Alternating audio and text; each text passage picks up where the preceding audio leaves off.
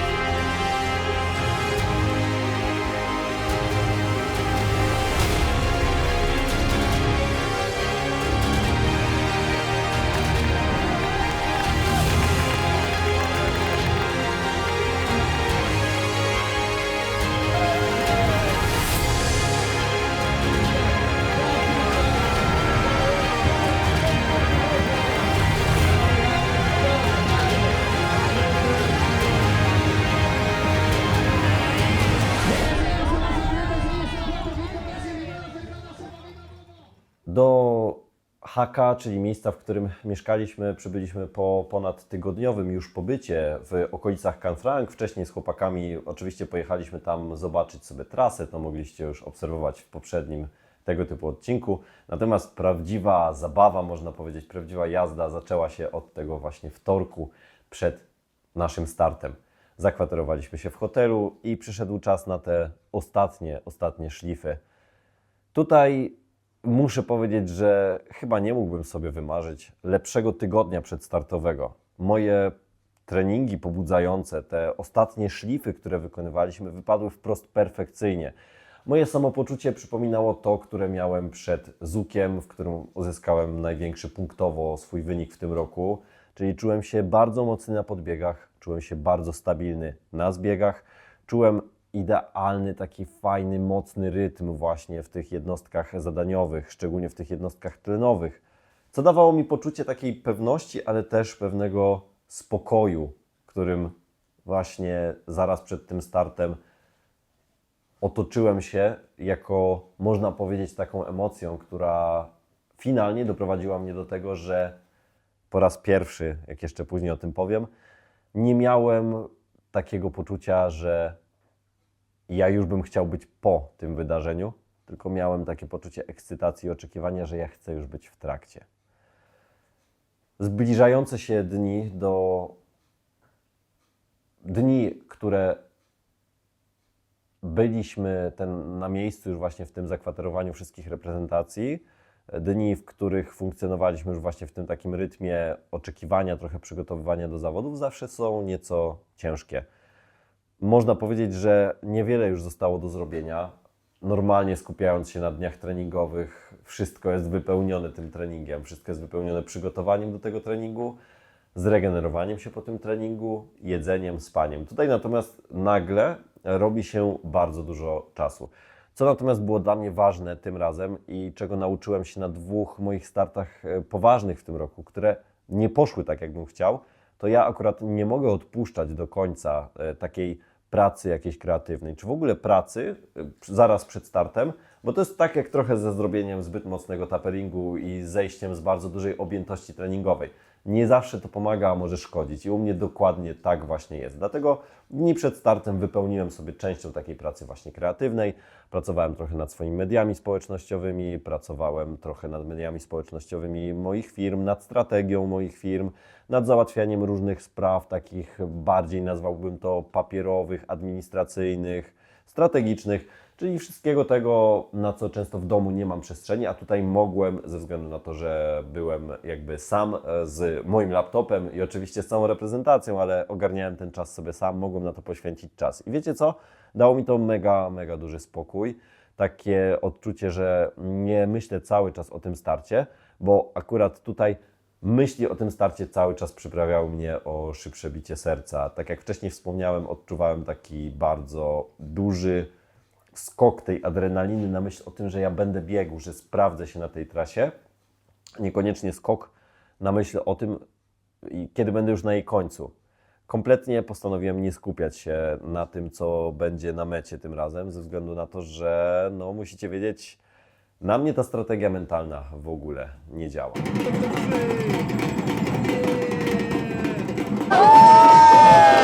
De estos próximos minutos, al delegados y el público en general, por supuesto el público también, todo estilo, pruebas locales y pruebas internacionales. ¡Vamos con los vecinos, con los vecinos! ¡Ahí luce ya la bandera de Croacia! And bring it on the party. ¡Vamos, Macao, China!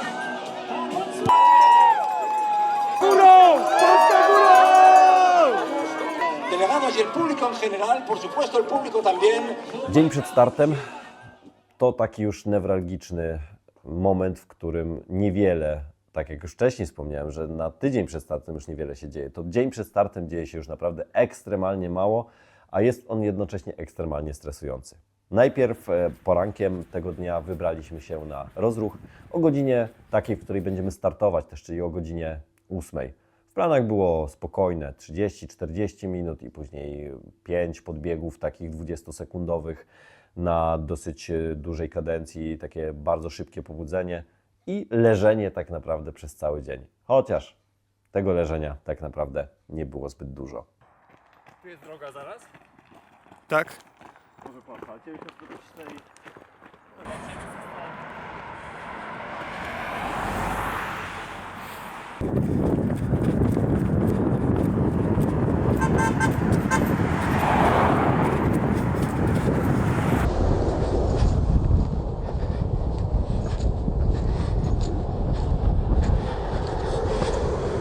Ostatnie, co było do robienia, jest zrobione. Teraz zostały nam niecałe 24 godziny i czeka nas cel tego sezonu. Start w Mistrzostwach Świata. Zapowiada się, że będzie bardzo zimno. Dzisiaj ruszając mieliśmy jakieś 3-4 stopnie. Jak widzicie, cały na długo. Jutro na pewno też wystartuję właśnie w rękawiczkach. Ale to będzie super przygoda. Wiem, że ten film wszyscy zobaczycie po mistrzostwach, natomiast wiem, że wszyscy trzymacie kciuki, a my lecimy się przygotowywać.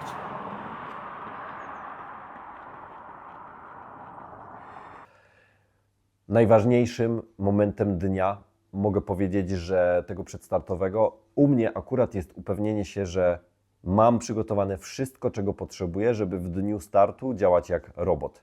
Przede wszystkim dbam o to, żeby nie stresować się tym, czy mam całe wyposażenie obowiązkowe. Bardzo skrupulatnie podchodzę do tej kwestii, zawsze sprawdzam to po 3 razy. Zawsze, jeśli jestem też z kimś na zawodach, zawsze ze sobą nawzajem omawiamy właśnie te kwestie dotyczące wyposażenia, po prostu listujemy sobie, punktujemy sobie je po kolei, tak żeby upewnić się właśnie, że niczego tam nam nie brakuje, bo taki głupi błąd jak brak części wyposażenia obowiązkowego skutkuje dużymi karami czasowymi, a przekonać się na mecie o takiej karze czasowej to byłby cios w serce i spadnięcie o tych kilkanaście pozycji, więc dlatego to jest dla mnie taki element, który bardzo mocno mnie uspokaja. Rękawiczki chyba nie są wyposażone. Są.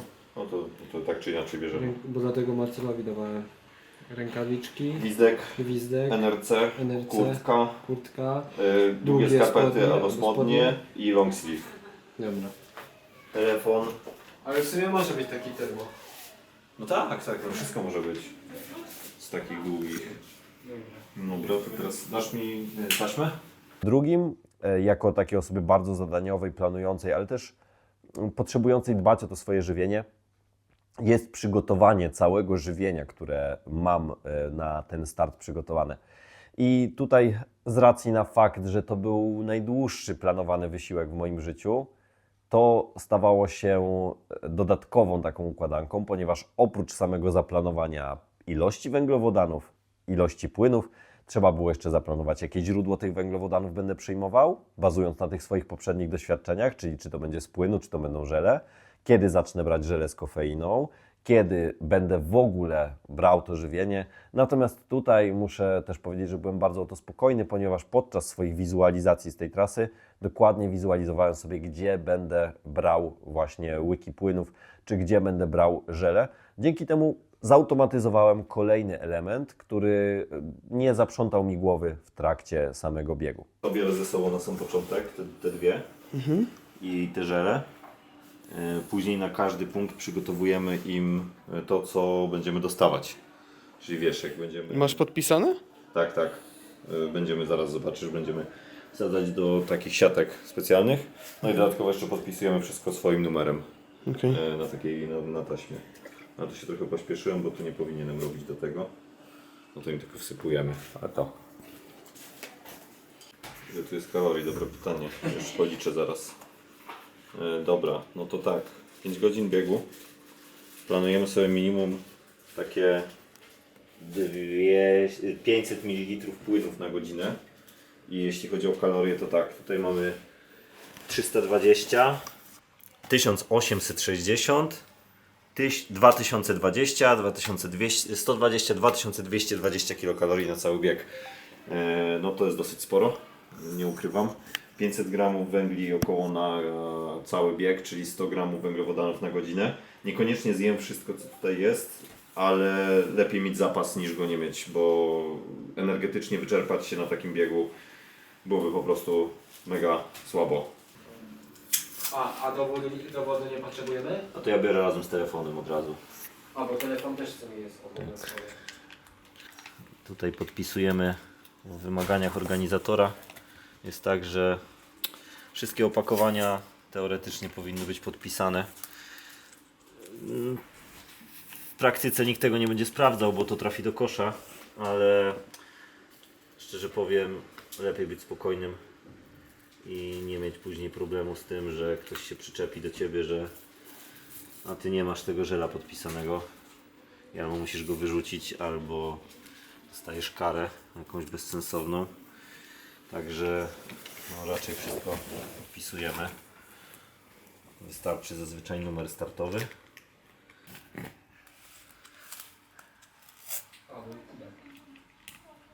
Kubek właśnie. Zapomnieliśmy o kubku. Teraz wyobraźcie sobie, że są biegi. Na przykład niektóre biegi z kategorii UTMB.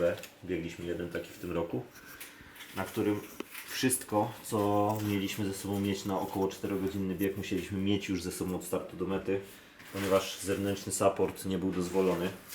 Także to wszystko, co tutaj widzicie praktycznie, no może troszeczkę mniej tego było. Musiałem zapakować do plecaka, łącznie jeszcze z takim wyposażeniem obowiązkowym. Więc często na imprezach UTMB to waży około ponad 2 kg na naszych dystansach. Czasami nawet nieco więcej. No i uzupełniamy sobie te flaski wtedy wodą na punktach samodzielnie.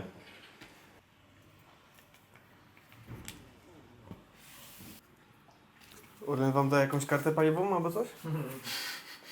Oczywiście. Jak Orlen będzie jak sponsorem jakiegoś biegu w Polsce, to na punktach żywieniowych będą hot dogi rozdawali. Dokładnie. Ale słuchajcie, też się tak śmiejemy, ale to przy okazji, że podejrzewam, że to wideo trafi jednak do dużej publiki, która interesuje się trailem.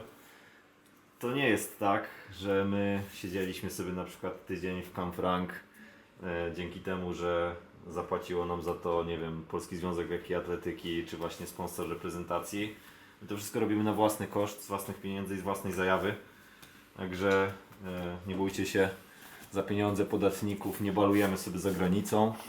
Zresztą często też to ludziom powtarzam, że każdy sportowiec, a w szczególności w takiej dyscyplinie jaką jest trail, tak naprawdę sam się też dokłada dosyć mocno do tych podatków. Uwierzcie mi, że ja jako przedsiębiorca często dokładam się podwójnie, więc można powiedzieć, że zainwestowałem we własne wakacje prowadząc firmę. A tak na serio, no to nie są wakacje. Każdy z nas przyjeżdża tutaj walczyć i stąd właśnie jesteśmy w stanie poświęcać do tego tak dużo. Nie tylko energii, pasji i tego wszystkiego, co nas napędza do robienia, ale też właśnie no, takich własnych środków finansowych. Więc fajnie, żeby to wybrzmiało, bo kiedyś dostaliśmy takie pytanie, czy PZLA płaci nam za obóz na Teneryfie, na którym siedzimy przez miesiąc. No nie, PZLA nam za to nie płaci. Dementujemy te plotki.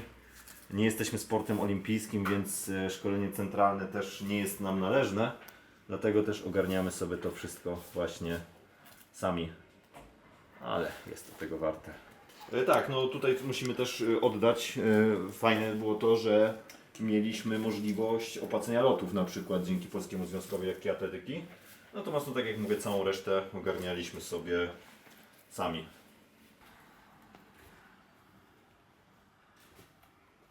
Jakie tempo zegarek jutro pokazuje? Średnie.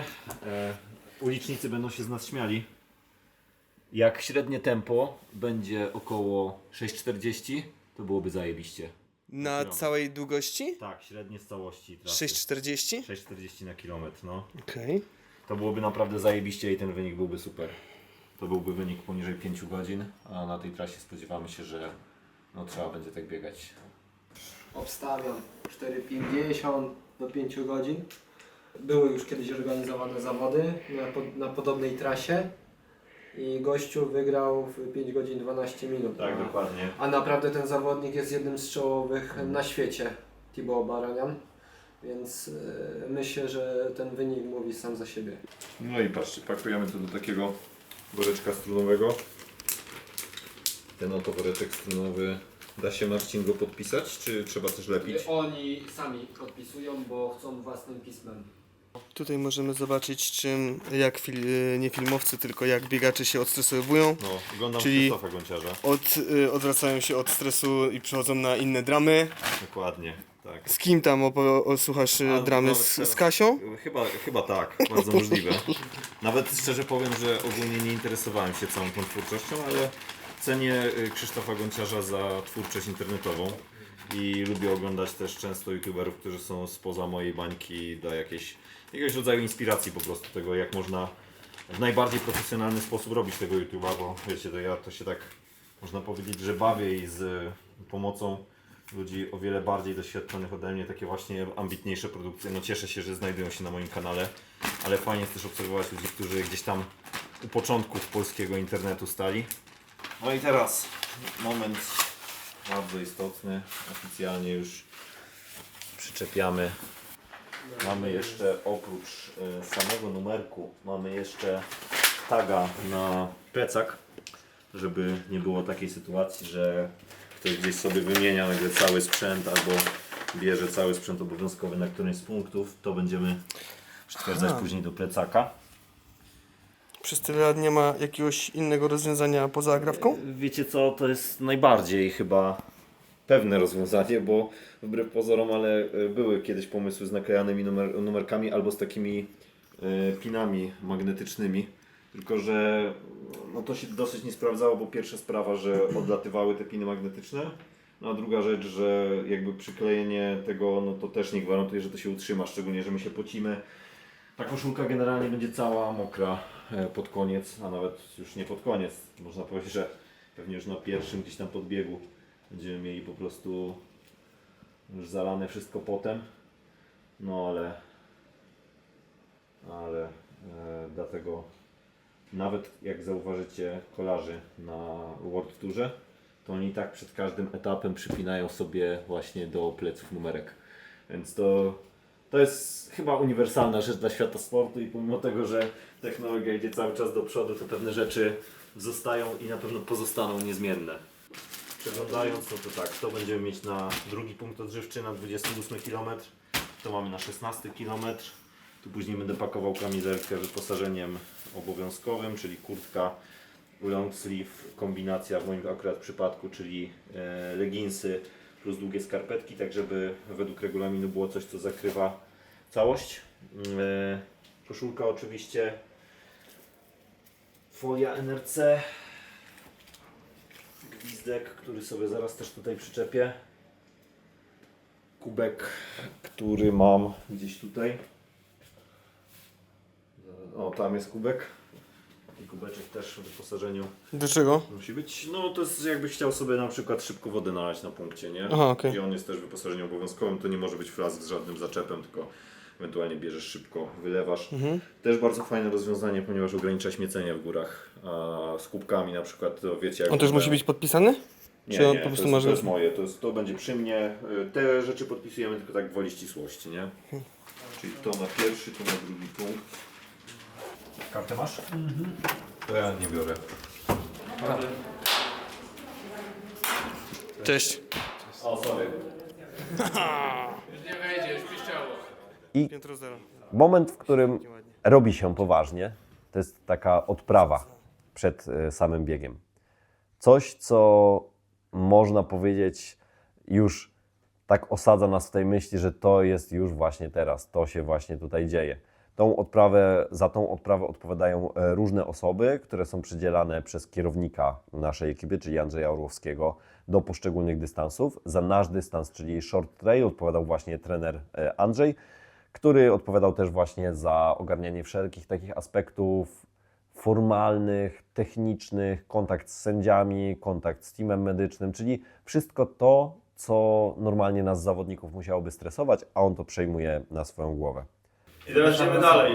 Przy tych numerkach pamiętajcie, że nie mogą być zaginane i że muszą być z tyłu również widoczne. Ale mogą być w pionie?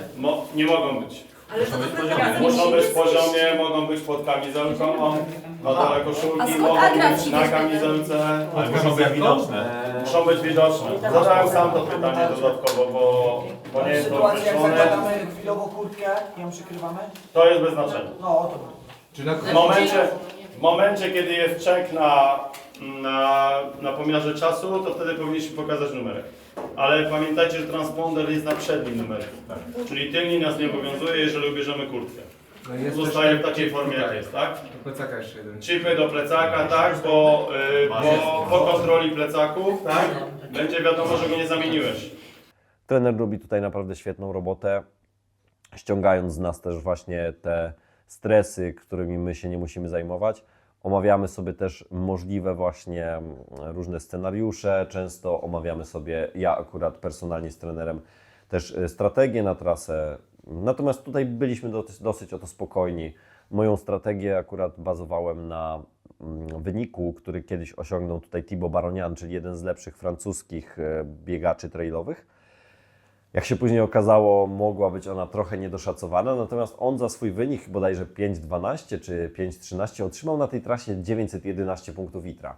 I na coś takiego się mniej więcej przygotowywaliśmy. Podejrzewaliśmy, że rywalizacja na tej trasie zajmie nam około 5 godzin. Od razu dla wszystkich, bo to będzie ten sam układ. My mamy omówione między sobą przy obiedzie kwestie punktów. I tak przekazujemy zarówno dzisiaj, jak i jutro cały sprzęt na punkty. Na punkcie pierwszy jest Jacek z Maćkiem, tak? I oni będą na pierwszym punkcie zarówno jutro, jak i w sobotę przy longu, tak? I oni z tego punktu udadzą się na metę. Jutro na czujce będzie z nimi Michał.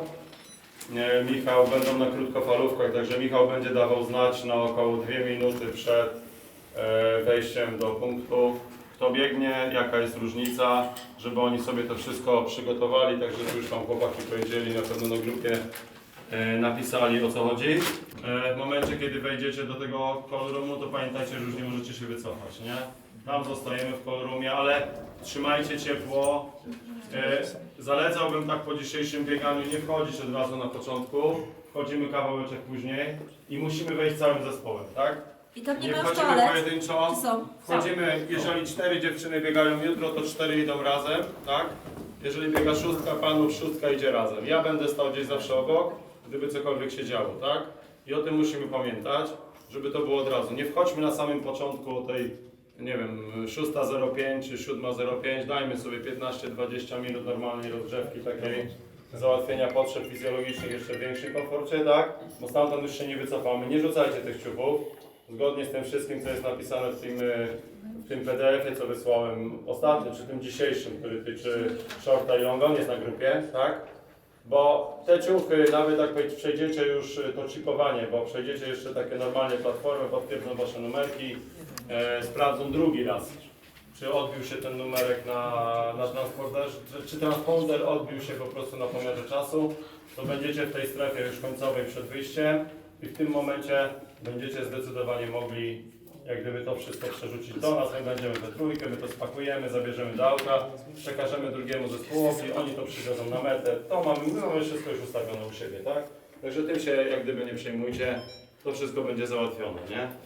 Co jest dosyć też ciekawe akurat w kontekście tego startu, to właśnie ze względu na to, że on był tak długi, to jednocześnie dla mnie było to faktem ściągającym trochę te emocje i ściągającym presję, a z drugiej strony było to faktem takim trochę wejścia w niewiadomy teren, bo ja nigdy jeszcze nie biegłem biegu, który byłby, pierwsza sprawa, aż tak długi, może nie pod kątem kilometrów, bo biegłem już Blue Trail czy Zuka, które były dłuższe, ale pod kątem czasu, ale też przewyższenia.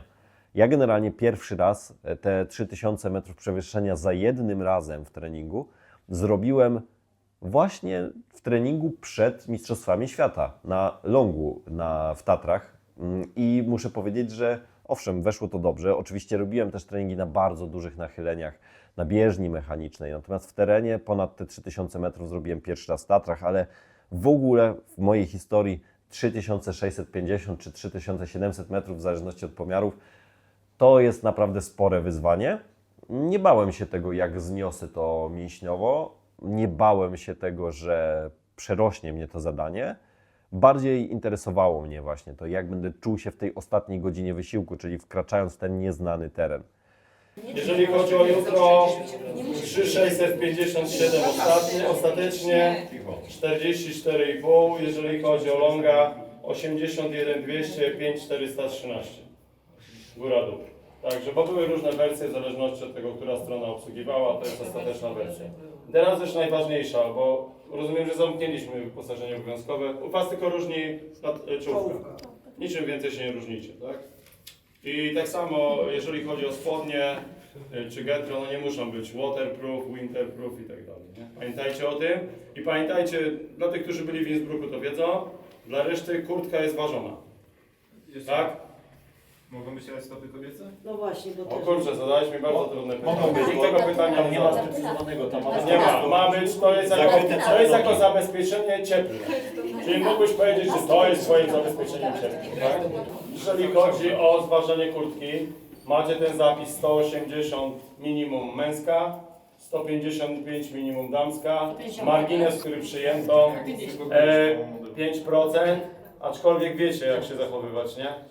Jeżeli coś jest w niedowadze, to mała rzecz w kieszeni też waży, nie?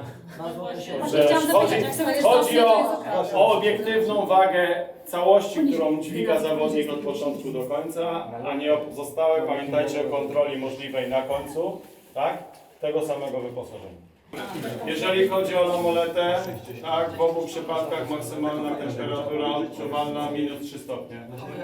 Przesuwacz maksymalna? maksymalna. Odczuwalna, nierealna.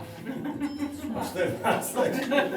Nie, ja patrzyłem na godzinę biegową, no, założyłem, że to jest 1,5 godziny tak z domiarem, nie? No to mówimy o godzinie 7 i 8, tak? Zgodnie z tym, co jest zapisane, jakbyśmy na to nie patrzyli, jakbyśmy to nie tłumaczyli z tego języka angielskiego, tak? Włożysz się sama flaska, ale możemy przytrzymać kieszonkę, przytrzymać kamizelkę i tak dalej, i tak dalej. No, na pewno tak nie będzie, jak jest zapisane i pierwsza osoba zweryfikuje, to jest to, co powiedział Andrzej, jak jeden poleciał, wszyscy polecieli. Kwestie te, które często rozważaliśmy, które padały mocno w rekonesansach, to są kwestie skracania. No i mamy tak, w obostrzeniu we Francji, jeżeli mówię o longu, tak, to jest ta pętla, która biega do Francji, tam jest park narodowy, tylko i wyłącznie znaczona ścieżka. bez możliwości cut-offów. Jedynym miejscem praktycznie, no tak, zygzaki mamy wszystkie zagrodzone na zbiegu do mety 122 i wszystkie podbiegi pod lamoletę biegniemy tak jak jest zygzaki otaśmowane do czerwonego, do czerwonej tabliczki i za nią skręcamy, tak? Jedynym miejscem, gdzie możemy ciąć zygzaki, mimo że one są, to jest zbieg z lamolety. Poruszamy się od czerwonego do czerwonego, tak? Z długą perspektywą czasową, tak? I tak tam nie masz wyjścia. To jest to jedyne miejsce, gdzie możemy w taki sposób z tego skorzystać. Nie, od Wszystko, co jest markowane, Dostawy było... od pierwszego stawu? Tam się prosi No. ścina, nie biegniesz. Do tej skałki tak. Ale jak nie zobaczymy tego znacznika... Bezpiecznie, od razu Wam powiem, że bezpiecznie jest skracać, bo on jest o wiele bardziej biegowy. Tak, szlak jest kamienisty, a skracanie jest przez trawę. Czyli to jest, Dominik, jeszcze raz, to jest od Lamola, czyli potem Nie, od pierwszy zbieg z Lamolety jest jeszcze taki do jeziorka, że tam jest ścieżka i tam ciężko jest pójść poza. Dobra. Bardzo kamieniście. Od jeziora w dół będzie taka hopka do góry i za tą hopką są Dobra, od zakosy. jeziora w dół, dobra, czyli tak jest na pierwszym zbiegu, bo to jest I ważne. tak nie bo to możemy jest- tak określone jak bardzo, bo to Nie, no bo są te tabliczki z czerwonym tym i to jest perspektywa, że one będą co jakiś czas stały. Odpowiedź była taka, że jeżeli zawodnik chce biec za kosami, które tam są, może biec za kosami, bo nie czuje się pewnie, żeby pobiec straight. Normalnie z zygzakami do końca, jeżeli chodzi o... I jest większe to taśmowane. Michał? W rzeczywistości dzisiaj było tak, że te zygzaki, to mnie zaskoczyło, one były taśmowane do któregoś momentu. Wstążka wisiała na samym zakręcie i wszyscy cięli przed wstążką zaraz za taśmą. Ale wiesz, za wszystkimi to za wszystkimi, no nie? No tak, jak już metr zostaje tak, taki, jak ma już rację, to tak wygląda. jak już wszyscy biegli i trochę jakby nie lecieli do końca, tylko takim skakiwali ten metr sobie, no to jak już wszyscy biegli, to ja też tak biegłem, nie? Ale jakby za pierwszym razem byłem zaskoczony, więc jakby tylko wam mówię, jak to dzisiaj w rzeczywistości wyglądało, nie widziałem, żeby ktoś był za to zdyskwalifikowany. Bo jak jeden pójdzie, to resztego nie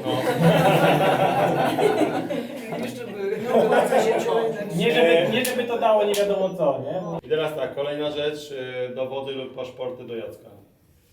Tak, do Jacka albo do Maćka z tego względu, że muszą być, jak przybiegniecie na metę i byście byli głosowani do kontroli, oni będą na pierwszym punkcie i na Przepraszam, mecie. na całym świecie M-obywatel nie starczy. Nie wystarczy.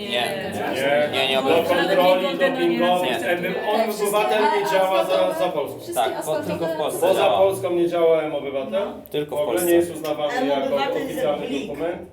Nie wolno zrobić zdjęcia. Ale nie, W przepisach WADA jest ewidentnie fizyczny dokument. Taki jest wpis, także musimy o tym pamiętać. Tak? Czy macie pytania? Ja mam gdzieś tam była mowa o miejscach, w których nie można wyprzedzać. To zostało sprecyzowane dokładnie? Nie. Znaczy, to przeanalizowałem to i to jest dosłownie, to nie jest tak. To nie jest takie tłumaczenie. To jest tak, że jest dosłownie jeden punkt, mamy punkt na Lamolecie, jak jest ten taki, nie, przy podejściu można wyprzedzać, jest overtaking not recommended, a tam jest w tej rynnie takiej, do której się trzeba wcisnąć, no to ta rynna ma 3 metry. Tak, to ma dosłownie 3 metry. I teraz tak, przechodzimy do tej kwestii być może najważniejszej, a trochę skomplikowanej, jeżeli chodzi o ustawienie tego dojazdu. Jedziemy własnym transportem do startu. Tak, mamy jutro 10 osób. Następnego dnia mamy osób 11, tak? I dlatego nie będziemy wyjeżdżać 5:45, tylko będziemy wyjeżdżać 6:30. I z tego względu, jeżeli cokolwiek będziecie chcieli tam zostawić, tak, bo wasze auto już to zarządziliśmy, dobrze? Zabiera Maciek z Jackiem. Oni dostaną te ciuchy od nas, przywiozą ją na metę i oni dwaj będą na mecie, bo my wiadomo, że będziemy trochę dłużej w tym kandachu na drugim punkcie, tak? No to jest jedno auto, w drugim jest u Sergiusza w busie, tak? Z wami jadę jutro ja i fizjo. Jeżeli chodzi o to, 4 trenerów na punkty, no niestety musi jechać o 5:45, bo nie mamy mocy przerobowej takiej. Ja mam pytanie o punkty jeszcze same w sobie. Tak. Wiemy jak wyglądają? Niestety nie wiemy jak wyglądają, bo jeszcze nie zostały skonstruowane do Okej. Ale chciałbym, już mówię, tak? zgodnie z tym co wczoraj pytaliśmy się nowej tam prezeski tej WMR-a, no to standard zachowania zgodnie z listą alfabetyczną państw, duże państwo, osobny stół, tabliczka 3-literowa plus flaga. Jasne. Tak? Mamy przydział wody litr na osobę, którą daje nam organizator. Żadnego na punktach supportowych innego jedzenia, bo 2 lata temu teamy sobie pozabierały żele i wzięły do domu. No, nie będzie żadnego jedzenia zewnętrznego na tych punktach, tylko to sami dla siebie przygotowaliście. Tak. Jak będziesz chciał dodatkowo czekoladę, a nam nie dałeś, to niczego nie. Musisz sobie kupić na sklepie. A ja byłem pewny, że tam coś będzie. Nie, tylko na tym punkcie, który jest dla self-supportu. Tak, I są dodatkowe rzeczy, one są wymienione. Miśka, no? Mam pytanie o obsługę na punkcie.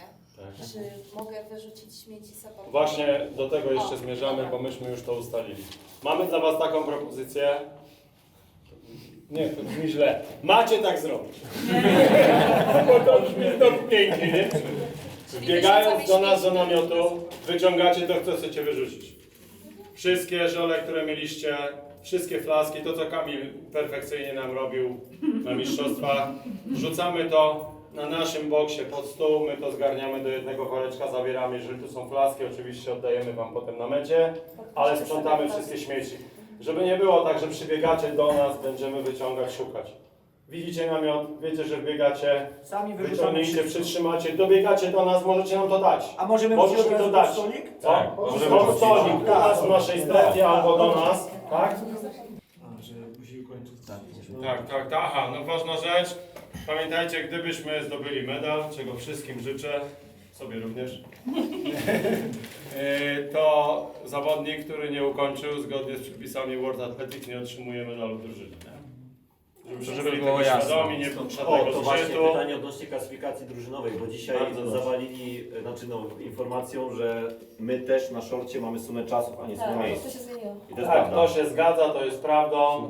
No to Wszystkie przepisy dotyczące trailu zostały zunifikowane. Wszystkie przepisy dotyczące biegów górskich zostały zunifikowane. Ale to tak W naprawdę... wszystkich krótkich biegach suma miejsc, w obu biegach trailowych, a zarówno short i long jest biegiem trailowym, liczy się suma 3 najlepszych czasów zawodników. Pozostali, jeżeli chcą zdobyć medal, muszą dobiec do mety bez względu na czas, aczkolwiek muszą się zmieścić w czasie. Bo zgodnie z przepisami World Athletics, zawodnik, który nie mieści się w czasie, nie ma wyniku końcowego, jest zawodnikiem, który ma DNF. A końcowy to? 14 godzin, jeżeli chodzi do 21 na pewno jest limit, jeżeli chodzi o... Kobiety też mają taki sam limit jak my? Kto? Kobiety mają... Tak, wszyscy. Tak, wszyscy taki sam. 14 godzin. Nie pamiętam. 3 miejsca czy 4? 3 miejsca, jeżeli chodzi o sumę czasu, z tego też względu Alina, potwierdzam to, co powiedziałem przy obiedzie. Ale Nie ma żadnej nie ma czegoś możliwości. takiego, że jak ostatni na przykład zrobi DNF, a nie dobiegnie, to całość nie dostaje. Nie ma żadnego wpływu. Musi być trójka na mecie, ona jest wtedy klasyfikowana. A zrobię im lasę. To tak było.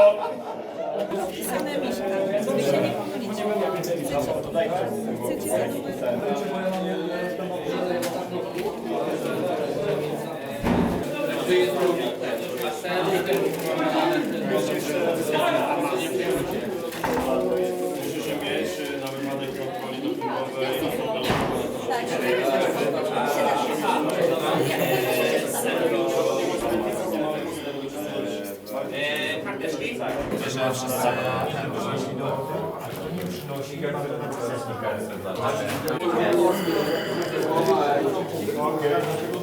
Tak cię właśnie będzie to odprawiać.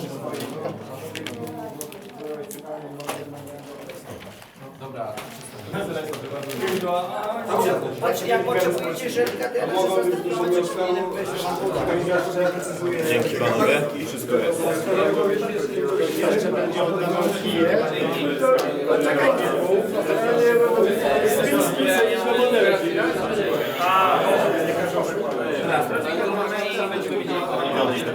Idziemy do pokoju.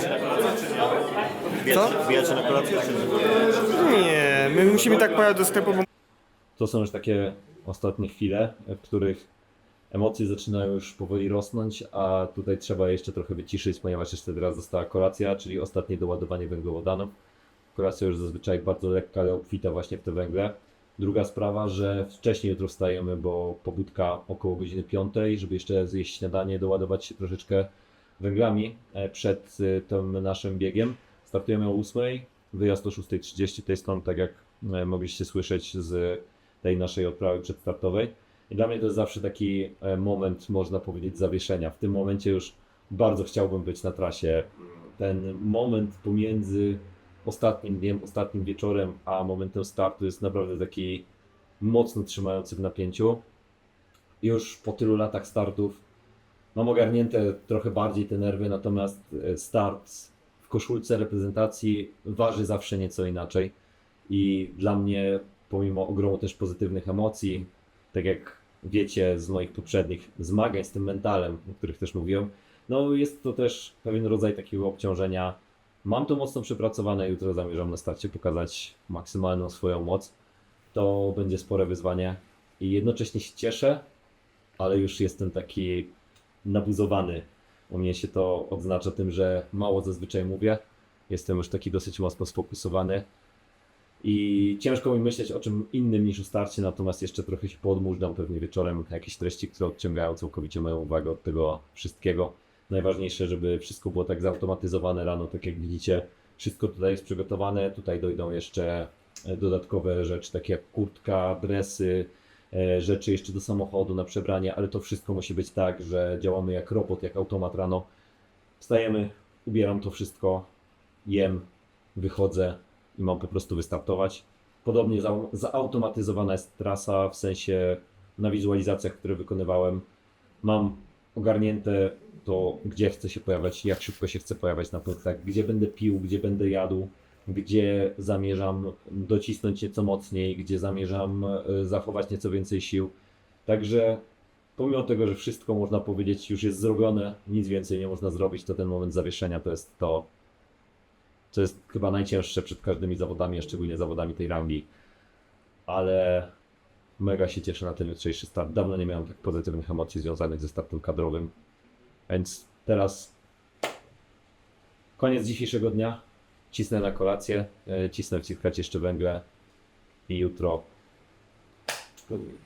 robię to, pod co trenowałem od praktycznie roku, od rozpoczęcia przygotowań do sezonu 2025 i chcę przede wszystkim pokonać wszystko to, co do tej pory przeszkadzało mi najbardziej w mojej sportowej drodze. Chcę pokonać swoją głowę, chcę pokonać swoje ograniczenia. Jeśli to zrobię, jestem pewny, że wynik na mecie będzie zajebisty. Robię taki kanał w te pozytywne emocje właśnie, nie? Że Ale ogólnie jest tak, czuć, że jest taki vibe'ik pozytywny No wśród jest, wszystkich, nie?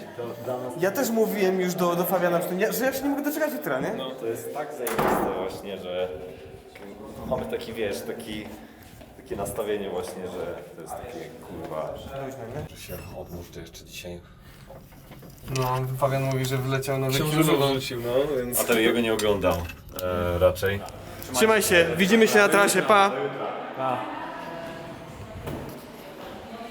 Zaraz po tym spotkaniu położyliśmy się właściwie z Marcinem spać po dosyć już takiej lekkiej kolacji, tak aby następnego dnia rankiem wstać o godzinie 5:30, zjeść kilka tostów z dżemem, mój standard przedstartowy, wypić kawę i o godzinie 6:30 już na start.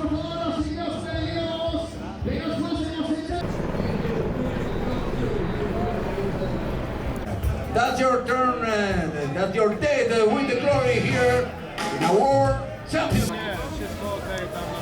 Musicie wiedzieć, że przebywanie już w obrębie tej strefy startowej na imprezach mistrzowskich jest też dodatkowym takim trochę stresującym wydarzeniem, ponieważ tam są określone czasy wejścia do tak zwanego call roomu, czyli do miejsca, w którym zawodnicy już odhaczają się, że są na miejscu, i zamknięcia tego call roomu, więc jeśli się spóźnisz, sorry, ale nie wystartujesz. Zresztą zasada na tych imprezach mistrzowskich, przynajmniej tutaj, jest taka, że wchodzimy całą drużyną, czyli jeśli biegnie zazwyczaj osobno drużyną damską i męską, czyli jeśli biegnie nas 6, wszyscy w 6 musimy w jednym momencie pojawić się przy tej bramce call roomu. I tutaj jest generalnie mega dużo ludzi. Zawsze można powiedzieć, że jeśli nie ma tych stanowisk odpowiednio wiele i tych bramek, robi się olbrzymi zator, olbrzymi korek. Tutaj też tak było, natomiast nasz trener z racji na fakt, że jest już dosyć doświadczony w tego typu klocki, przeprowadził nas właśnie umiejętnie, mówiąc, że mam już całą reprezentację zebraną, ale tutaj właśnie taki pierwszy stresik i pierwsza rzecz, można powiedzieć, nieoczekiwana trochę się pojawiła, bo nagle sędzia mówi, że my nie możemy wejść jako reprezentacja męska, musimy wejść razem z reprezentacją kobiecą, czyli musimy wejść tak naprawdę wszyscy razem w dziesiątkę, więc poleciała jedna osoba do stolika wrócić po dziewczyny, dziewczyny później weszły tutaj z nami, ale tak naprawdę na rozgrzewkę zostało bardzo niewiele czasu. My weszliśmy do strefy startu o godzinie 7:34, o godzinie 8:00 mieliśmy startować i wyobraźcie sobie teraz, że za przejściem bramki tego cold roomu, po sprawdzeniu sprzętu obowiązkowego, uwaga, po zważeniu też kurtki, bo musicie wiedzieć, że dopuszczalna waga kurtki to jest 180 gramów dla mężczyzn i 150 gramów dla kobiet. Oczywiście może być więcej, ale pod żadnym pozorem nie może być mniej. Dlatego też jeśli mielibyście taką sytuację, no to wtedy jest trochę problem. Oczywiście można tam dołożyć coś do kieszeni, te 30 gramów. Prawdopodobnie nikt się nie zorientuje, natomiast ta waga musi być zachowana. Wracając do kwestii samej tej rozgrzewki, to startowało nas ponad 400 osób na tym short trailu, bo startowaliśmy łącznie z paniami, z kobietami. I do dyspozycji mieliśmy taki fragment około 50 metrów za metą i 50 metrów przed metą. Czyli 100 metrów, na których musi się zmieścić 400 osób biegających w kółko, część osób stojących w miejscu dogrzewających się, część osób, które stoją w kolejce do toalety. Także moja rozgrzewka, można powiedzieć, że w tym przypadku była żadna. Jednak bardzo mocno się tym nie przejmowałem, bo czekało mnie jednak w końcu te 5 godzin wysiłku. I no, muszę powiedzieć, że nie było mi też aż tak zimno, jak myślałem, że będzie, a na starcie był zaledwie 1-2 stopnie. Ale chyba jednak ta atmosfera, przebywanie w dosyć dużej grupie ludzi akurat dla mnie było dosyć spoko. Fajne było to, że mieliśmy możliwość oddania w ostatniej chwili praktycznie naszych ubrań do naszej ekipy, także nie wymarzliśmy na tym starcie, po czym mniej więcej na 5 minut przed samym startem, 5-6 minut, ustawiliśmy się już właśnie na linii. Ja stałem w około 3., 4. linii, nie pchałem się za bardzo do przodu. Nie chciałem też być za bardzo z tyłu, aby nie zostać stratowanym i później, aby nie musieć bardzo mocno nadrabiać tych pozycji, chociaż założeniem na te pierwsze momenty biegu było to, żeby być bardzo konserwatywnym, bardzo takim zachowawczym i nie starać się gonić niczego. 5 godzin wysiłku nie załatwi się na pierwszym kilometrze.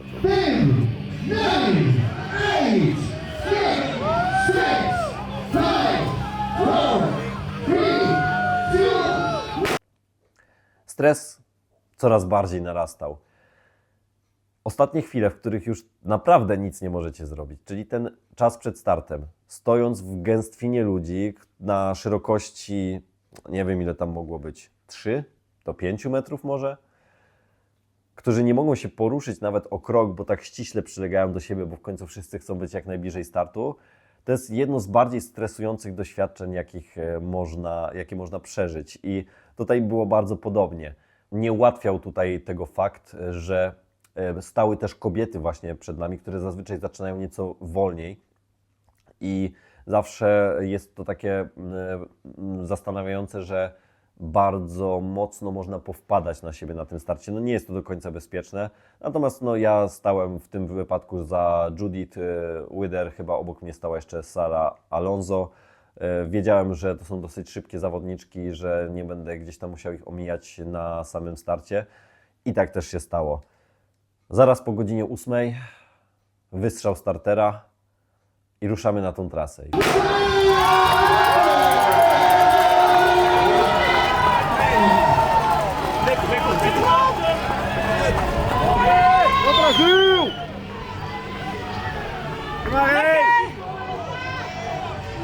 Zazwyczaj jestem w stanie wejść w taki tryb, można powiedzieć, takiego trochę tunelowego widzenia, takiego flow.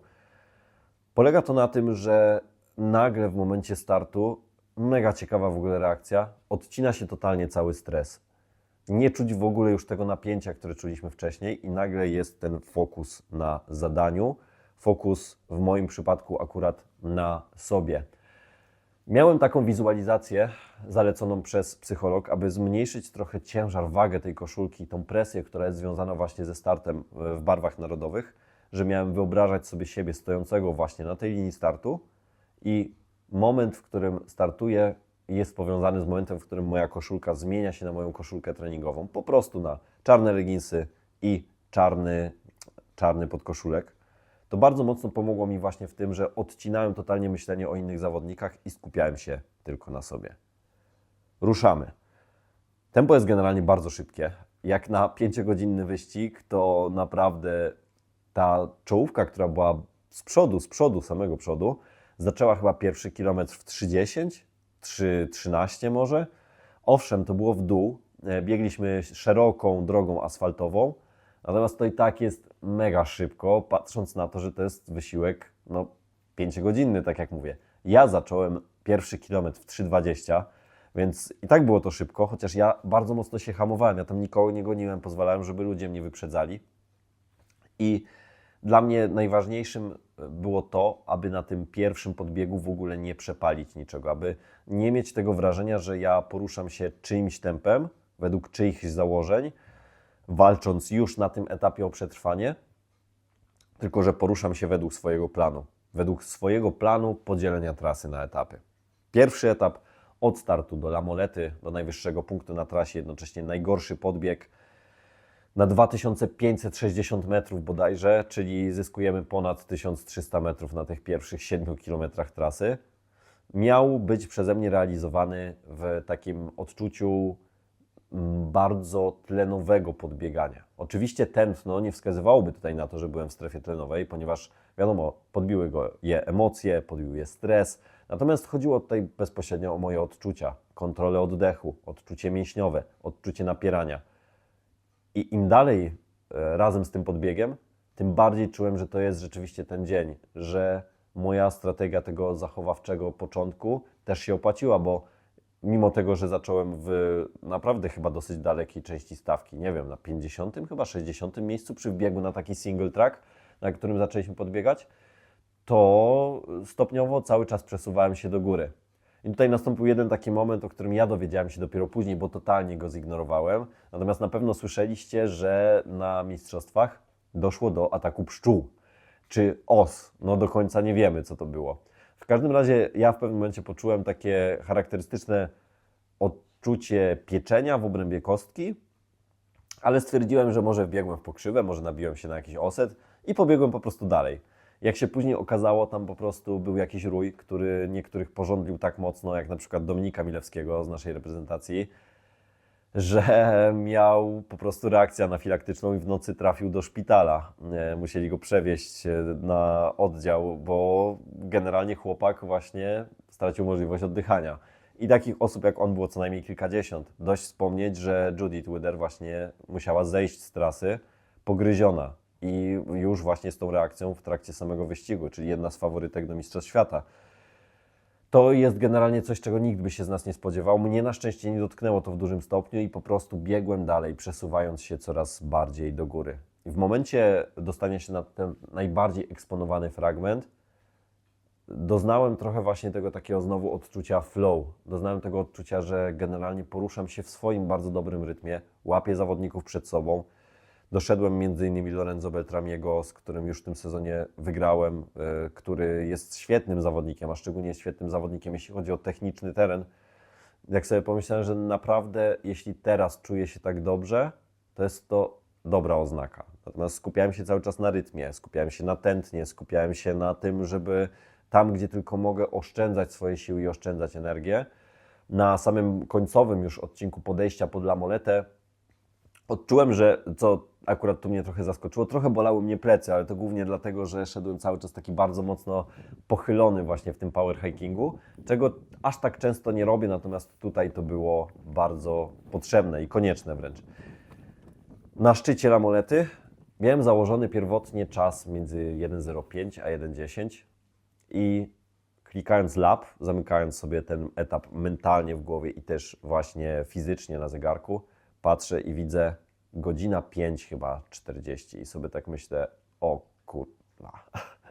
To było po prostu tak spoko odczucie i generalnie w tym momencie trochę tak miałem, że na chwilę zalało mnie takie odczucie radości, takie odczucie, że kurczę, no mega rywalizuję na tym poziomie, na którym bym chciał i tak, jakbym chciał. Jednocześnie poruszając się właśnie w tym najlepszym założonym tempie na ten bieg. Natomiast szybko trochę to odciąłem, bo miejsca na takie emocje generalnie nie może też być nadmiernie euforyczne w takim etapie wyścigu, bo nadmierna ekscytacja i podbija tętno i trochę zaburza fokus, co niestety, do czego przejdę zaraz, zdarzyło się również i mi. Odcinam wtedy taki etap w głowie, zbijam sobie taką mentalną piątkę i lecę dalej. Zbieg z La Molety, szczególnie ten pierwszy fragment do takiego jeziorka, które było pod szczytem, był mega techniczny. I tu nie chodziło o to, że tam była jakaś bardzo duża ekspozycja, że można się tam było bać o swoje życie czy też zdrowie. Bardziej chodziło o to, że ze względu na temperaturę panującą tam wysoko, pierwsza sprawa, że skały zamarzły i woda, która była na skałach, po prostu spowodowała, że były one mega śliskie. A kwestia druga to było to, że tam jest dużo takich luźnych, właśnie bardzo dużych skał, które są niewygodne, na których źle się staje. Ja postawiłem tutaj przede wszystkim na to, że chciałem być na tym zbiegu nie tyle agresywny, bo nie chciałem też zarąbać nóg na takim etapie biegu, ale chciałem zbiegać w sposób aktywny, w sposób taki, który potrafię najlepiej, czyli moje umiejętności, moja siła też naturalna, którą posiadam, predysponuje mnie nieco do zbiegania w takim terenie. I powiem Wam, że mega podnieciłem się w momencie, w którym zacząłem mijać zawodników, których do tej pory nigdy na zbiegu nie mijałem. No między innymi Lorenzo, czy nie pamiętam już imion, ale mijałem dwóch zawodników właśnie z Francji i robiłem to bez jakiegoś wielkiego wysiłku. To nie było napieranie, to było po prostu puszczenie nogi i szukanie podparcia. I tu zdarzył się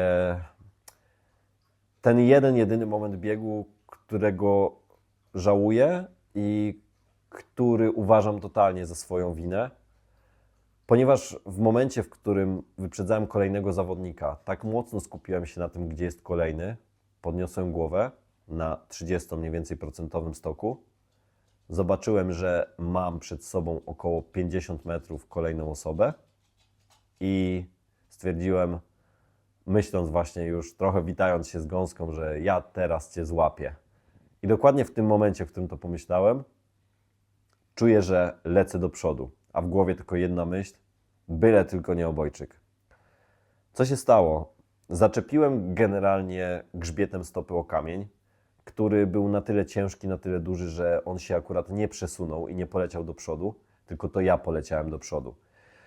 Poleciałem do przodu w tak niefortunny i nieprzyjemny sposób, że wybiło mnie do góry i wylądowałem na lewym kliszczelu, wylądowałem też na lewej stopie, uginając ją nieco pod sobą. Uderzyłem się klatką piersiową o ziemię. Uderzyłem się klatką piersiową o ziemię. Uderzyłem się rękami oczywiście o ziemię. Natomiast, jak to w ferworze walki, generalnie wstałem się i bardzo szybko sobie pobiegłem dalej. Natomiast o ile nie czułem tutaj fizycznego bólu na tym etapie biegu, wiedziałem, że jestem poobcierany, nawet nie patrzyłem za bardzo na tą nogę, co tam się stało, co tam jest, ale wiedziałem, że jestem bardzo poobcierany, wiedziałem, że mogę czuć później jakieś skutki lekkiego stłuczenia, natomiast no, nie było to jakby bardzo poważne, jeśli chodzi o konsekwencje zdrowotne.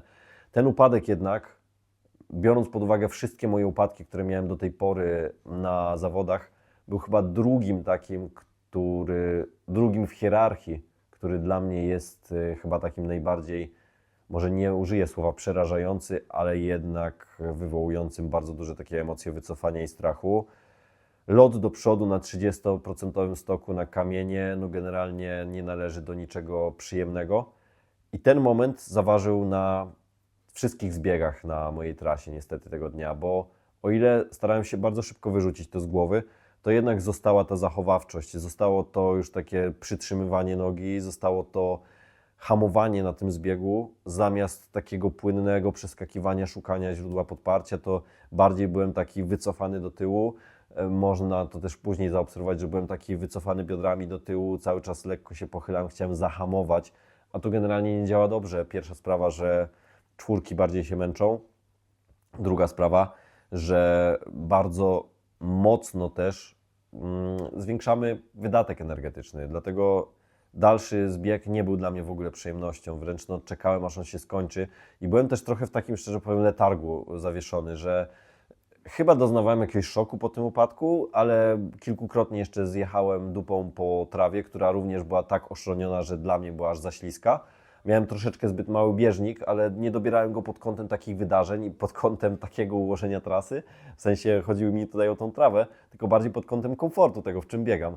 Więc to też mnie mega zaskoczyło i po raz kolejny no, spowodowało to kolejne zablokowania na tym zbiegu. Tu minęli mnie wszyscy ci zawodnicy, których wyprzedziłem wcześniej.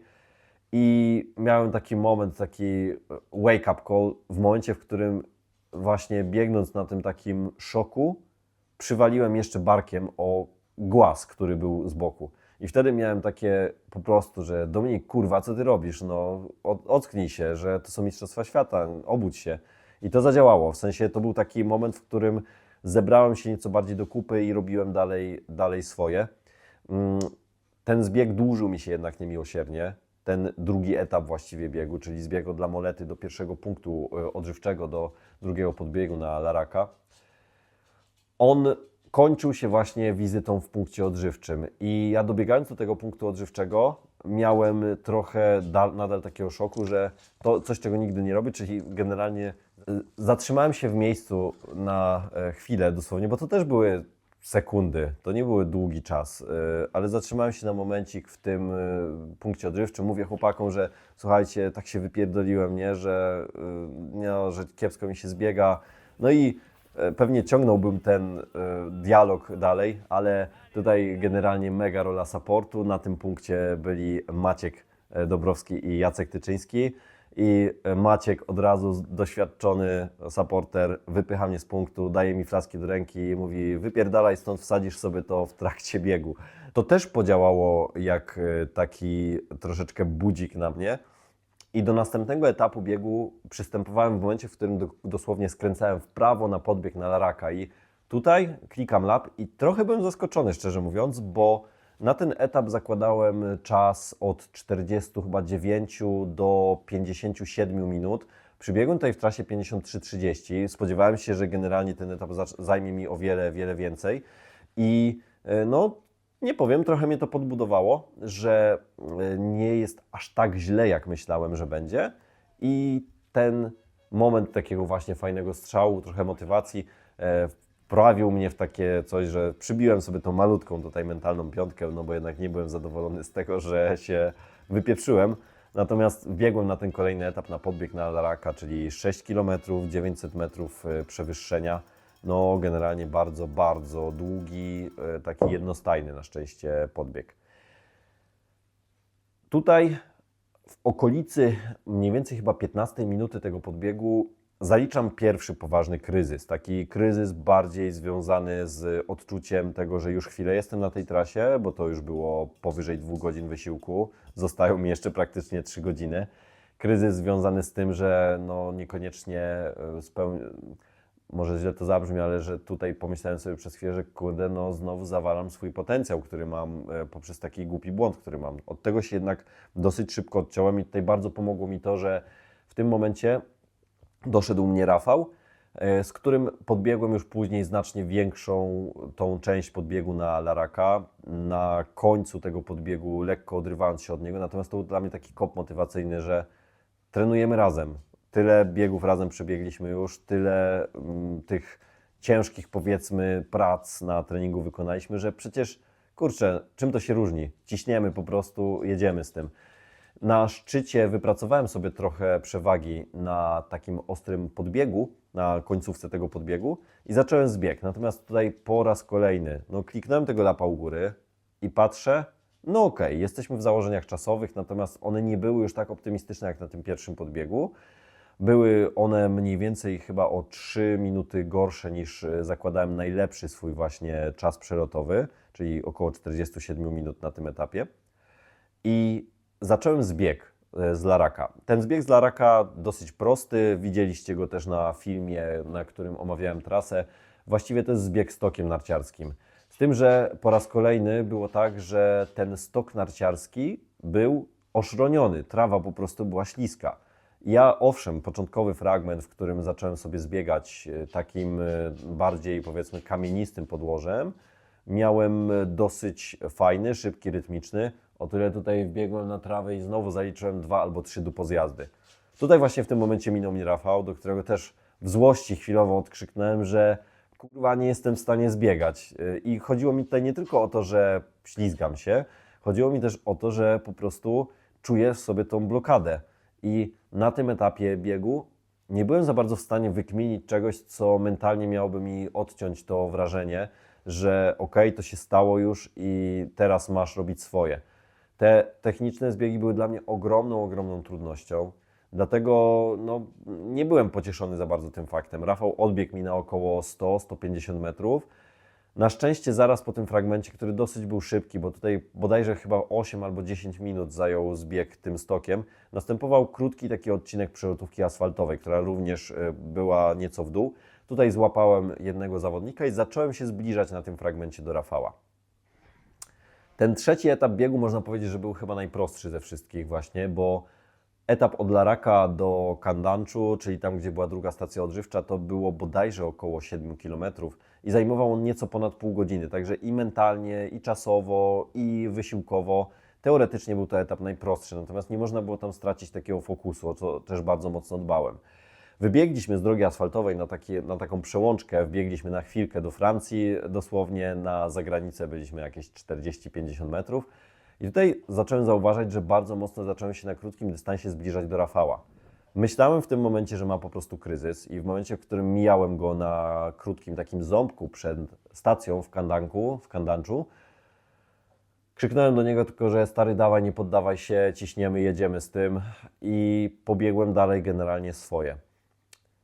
Zbieg natomiast do tego Kandanczu był bardzo już taki prosty, bardzo szeroki, tam nie dało się jakby niczego złego zrobić i tutaj miałem bardzo fajną jedną chwilę, ponieważ stał tutaj trener, który zawsze swoimi krzykami, zawsze tym swoim dopingiem wie co powiedzieć. Tutaj akurat kazał mi się rozluźnić, puścić nogę i lecieć w dół właśnie na tej szutrówce, co też zrobiłem od razu, generalnie jestem posłusznym dosyć zawodnikiem.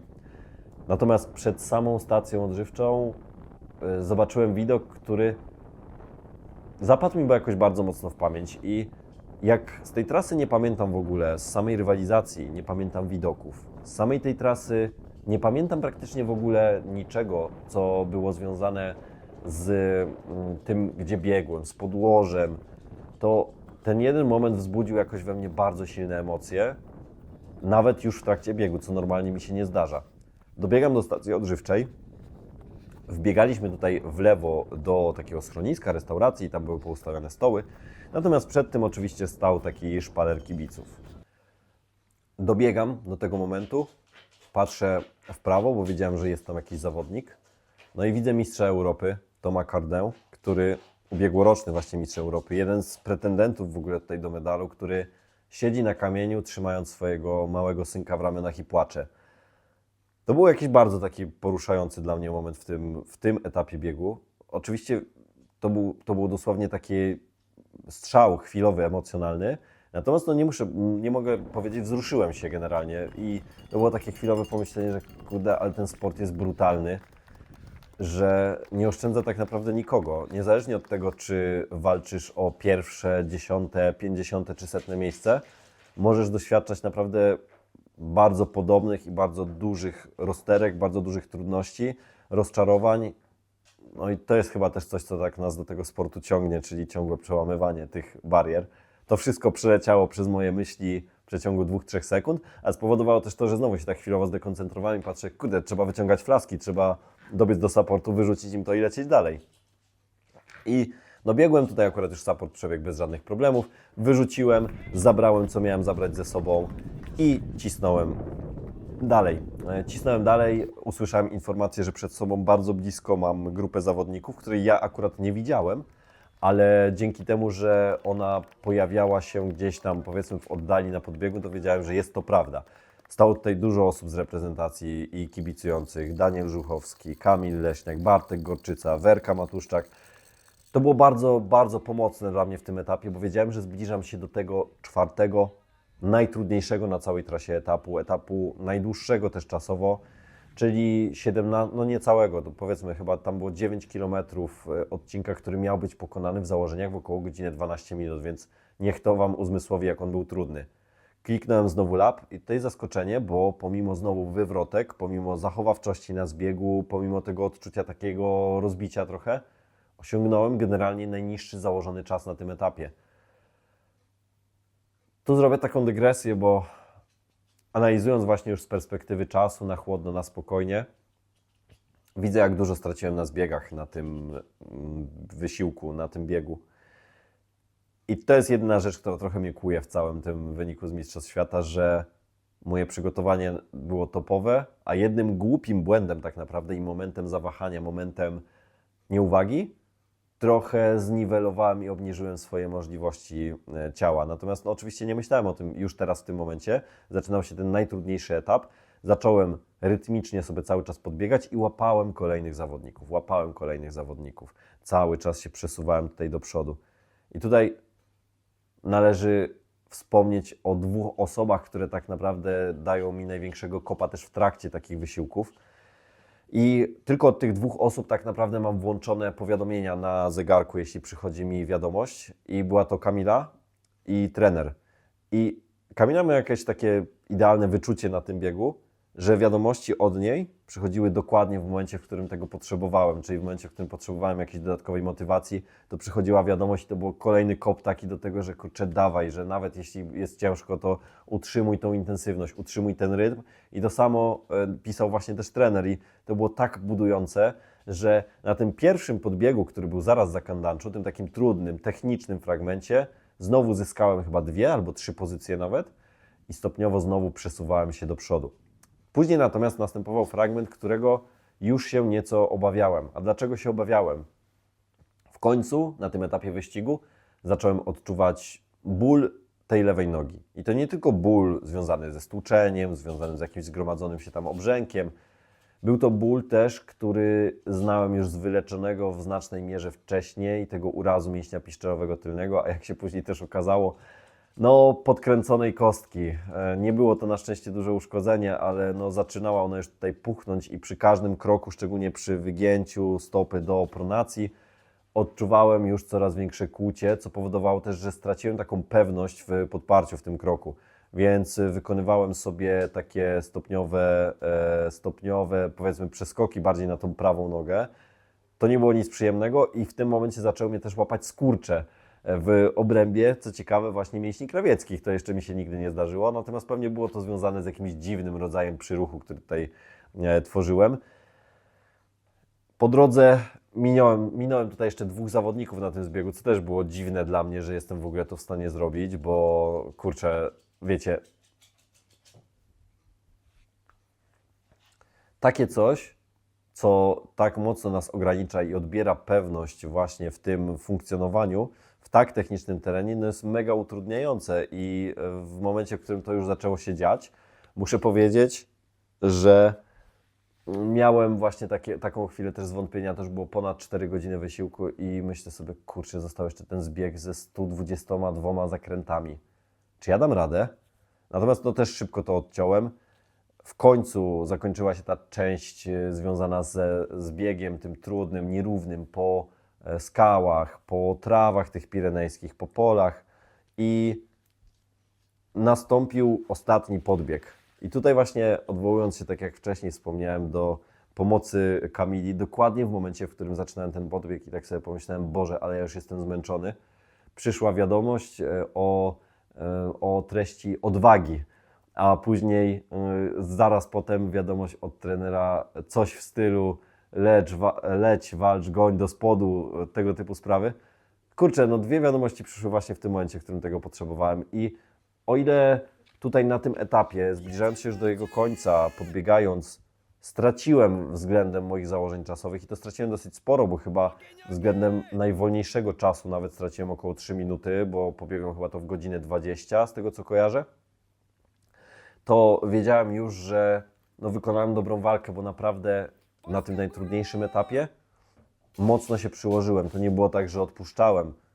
Bo także cały czas walczyłem pomimo też przeciwności, które miałem i wiedziałem, że został mi tylko już ostatni zbieg.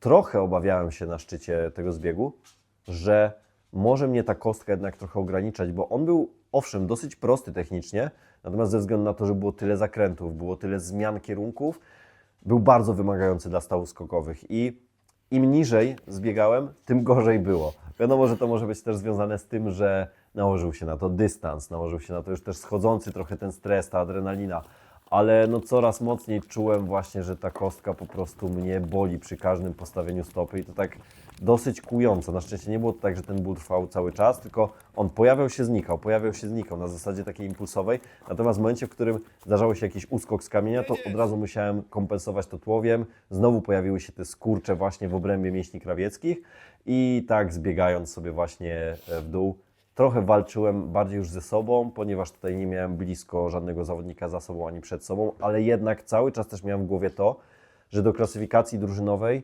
liczy się czas, a nie miejsce na naszym biegu. Więc tak naprawdę sekundy czasem, jak się później okazało, to te sekundy mogą zaważyć na miejscu całej reprezentacji, dlatego cisnąłem ile mogłem. I wbiegając na ostatni odcinek asfaltowy już do samego miasta, miałem takie poczucie, że naprawdę zrobiłem bardzo dobrą robotę. Starałem się jeszcze docisnąć, natomiast próba przyspieszenia i nałożenia jeszcze większego nacisku na tę stopę powodowała większe dolegliwości bólowe. I zbliżając się do samego końca, pomyślałem sobie tak, że rok temu, dobiegając na Mistrzostwach Europy do mety Mountain Classica, nie chciałem wziąć nawet flagi do ręki, bo uważałem, że nie jestem jakby tego godny, żeby wbiegać w taki sposób na metę w momencie, w którym zajmuję tak odległe miejsce. Tutaj natomiast byłem dumny z tego, co zrobiłem. Od razu porwałem tą flagę w momencie tylko, w którym ją zobaczyłem i wbiegłem na metę jako 23 zawodnik świata.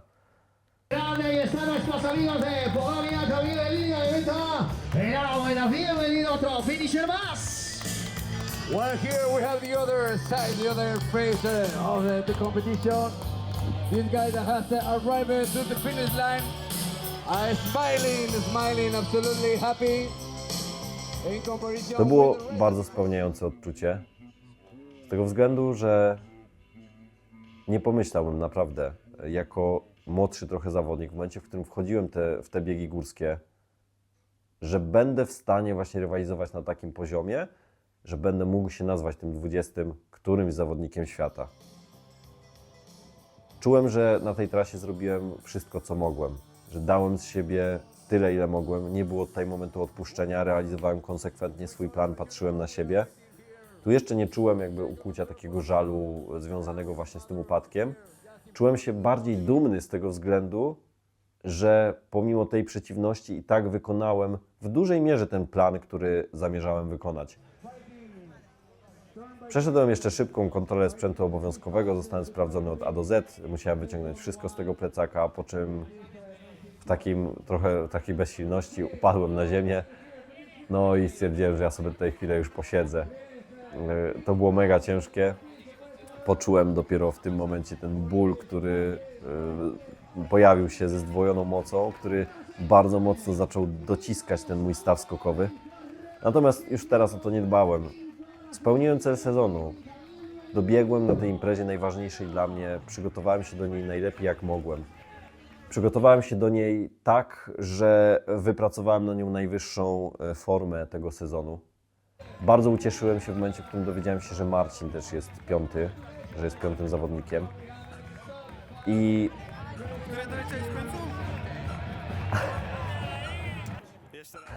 teraz, będzie to słychać czy nie? Myślę, że tak, no, możesz gadać. Dobra, git. Okej. W tle możecie zaraz usłyszeć zabawę mojego pieska. Nie widać go teraz w kadrze, ale coś sobie popiskuje.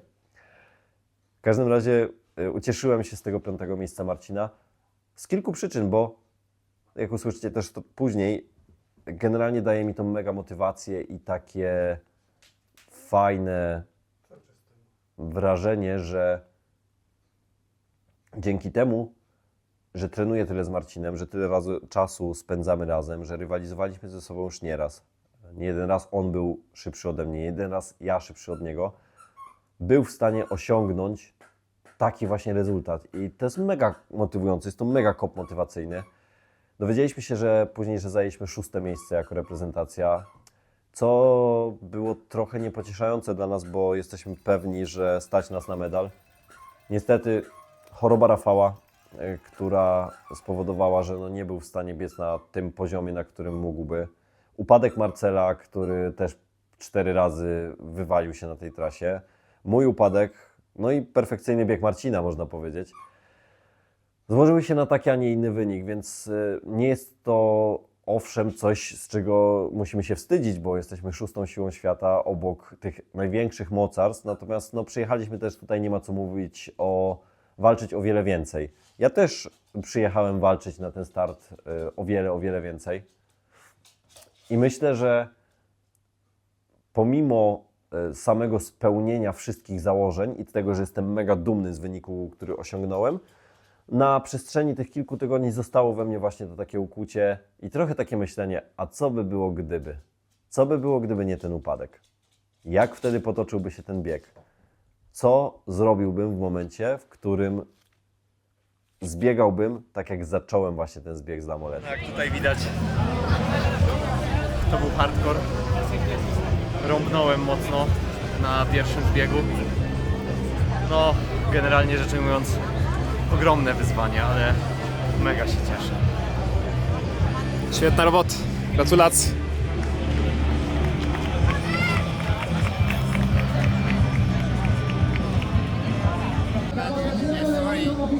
Tego niestety się nie dowiemy i można tylko zostawić to w sferze domysłów, w sferze...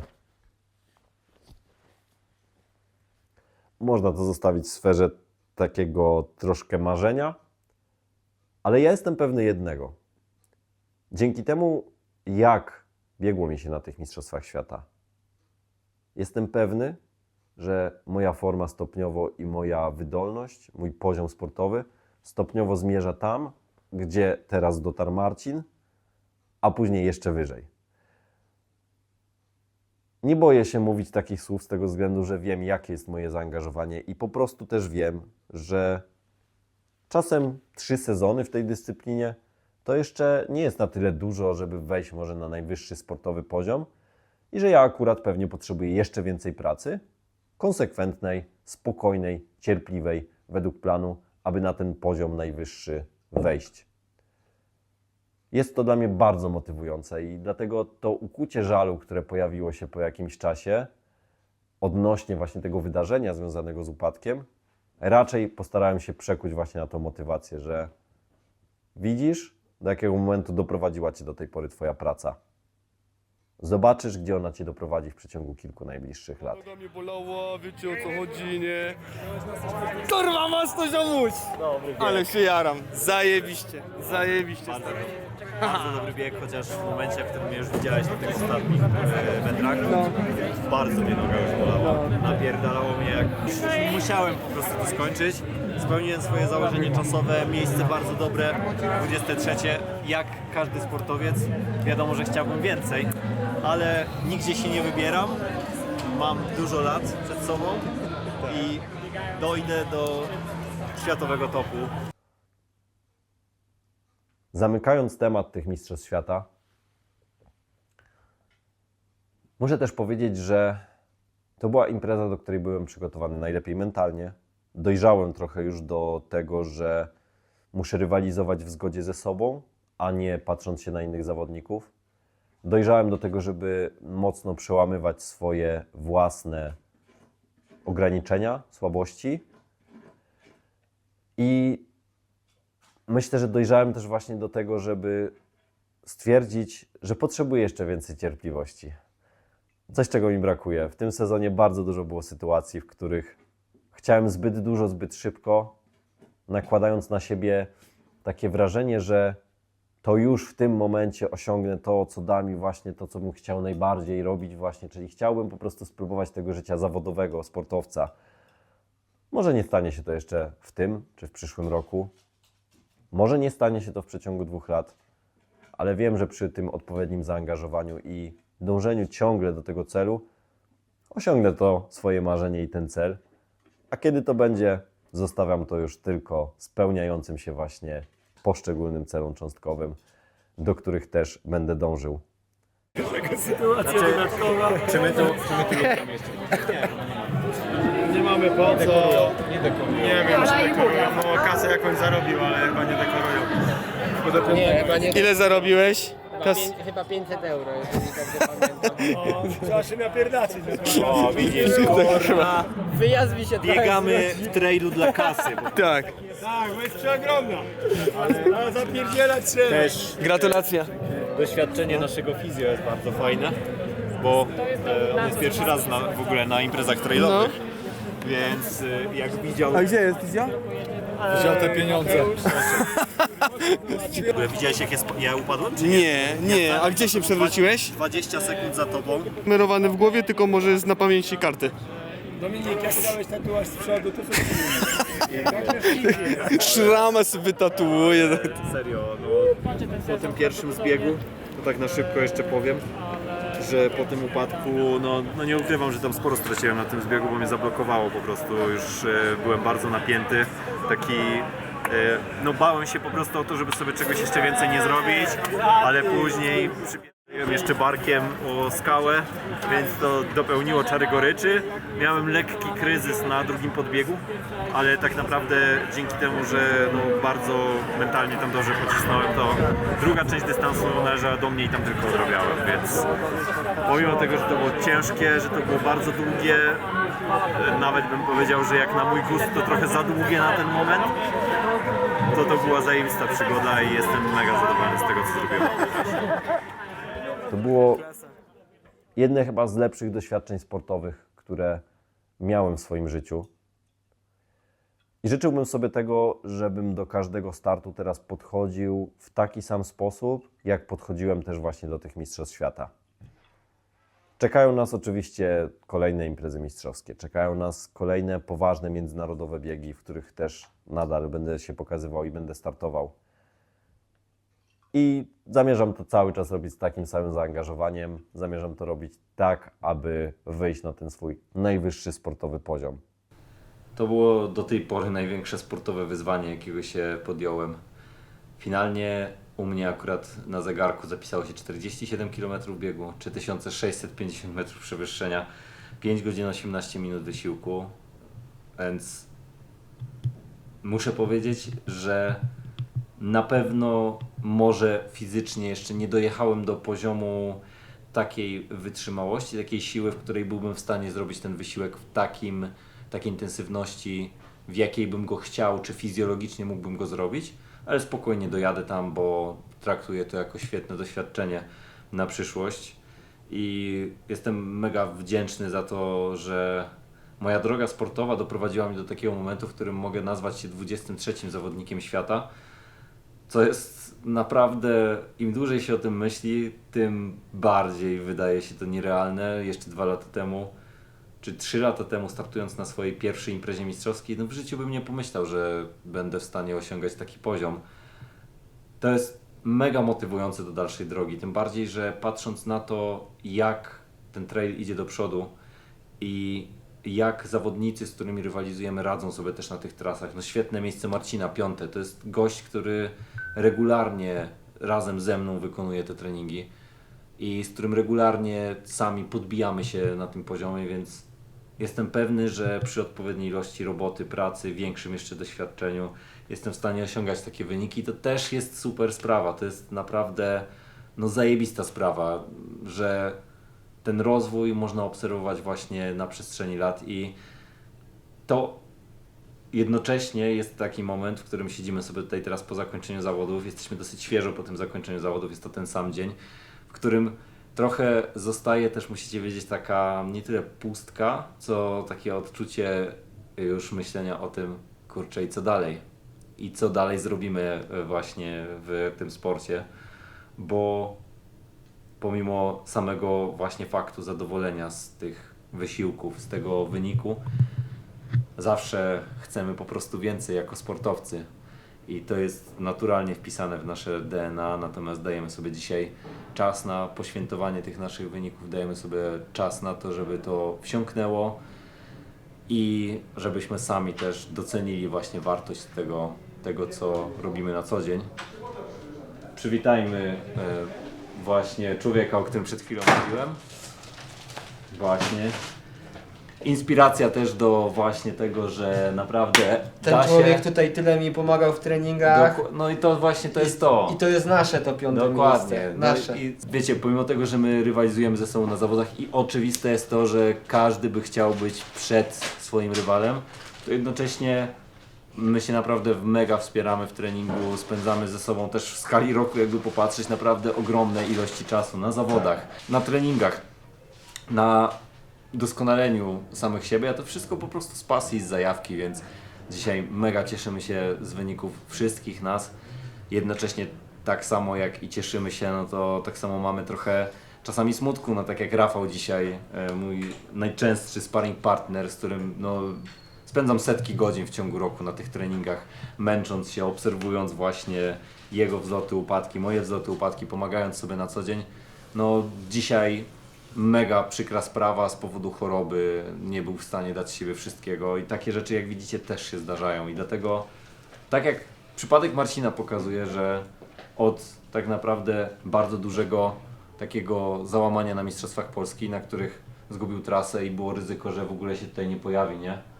Jest teraz 5. zawodnikiem świata i to nie jest zazdrość z naszej strony, tylko to jest mega kurna motywujące.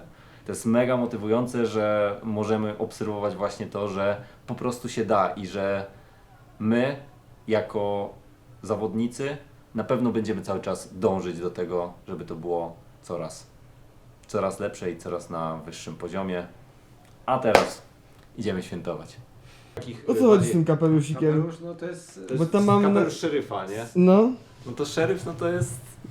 główny dowodzący. Tak, to jest... Przejąłem tą funkcję od Andrzeja Witka, bo 2 lata temu Andrzej Witek zajął najlepsze miejsce podczas Mistrzostw Świata w Innsbrucku, więc on automatycznie miał funkcję szeryfa i dzisiaj mi ją przekazał.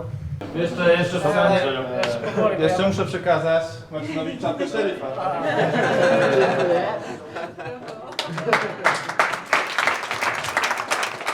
Ja powiem tak. Ale mam nadzieję, że jutro powalczy grubo i Dokładnie. podzielimy się tą funkcją po prostu. Albo, że nawet przebije ten A wynik, nawet nie? nawet jak przebije. Niech nawet przebije tak. i niech o ten medal walczy, bo to będzie coś niesamowitego. Dokładnie.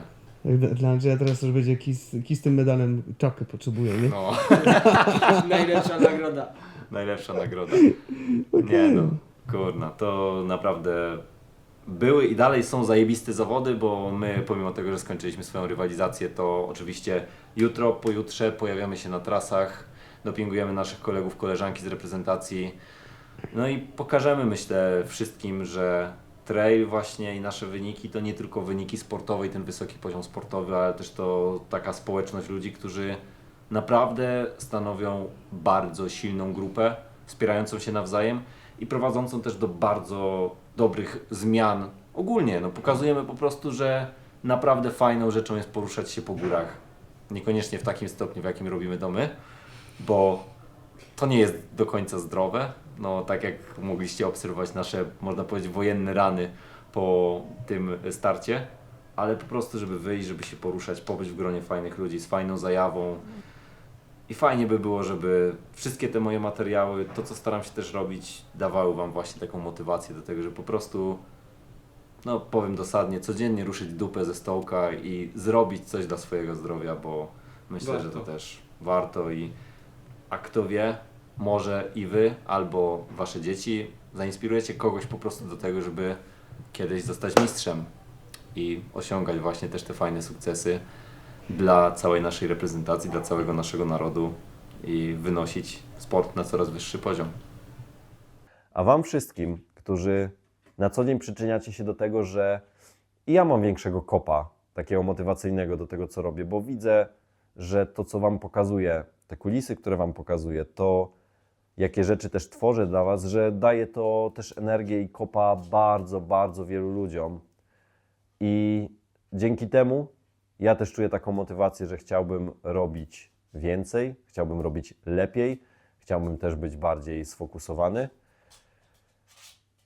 Dzięki temu, że jesteście, że mnie wspieracie, mam tak naprawdę też energię do bardzo wielu innych działań w moim życiu. Za to serdecznie Wam dziękuję, bo nie wyobrażam swojego życia sobie bez ciągłych wyzwań, które i ja sobie stawiam, i ludzie stawiają przede mną, te osoby, których spotykam na co dzień.